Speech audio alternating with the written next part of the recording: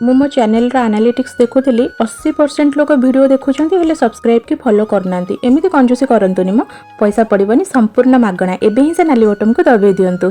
Bedsheet change कर बसवाक जाऊँ तो एतिक बेले एंट्री है सकाल से साद खियार छणाछणी जलखिया किंतु मो नजर तो थिला गुगुल घर आसते से गरम गरम चकुली पिठा और साग मुग उपरे बास आउ संभाली हेलानी चकुली को चटपट खाई पेट पुरेली।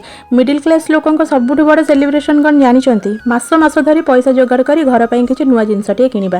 प्रधान बाबू से स्वप्न को पूरण कर आम एक इन्भर्टर आनी लगे देइछन्ती। एटा केवल गोटे मेसीन नुहे परिश्रमर आलोक।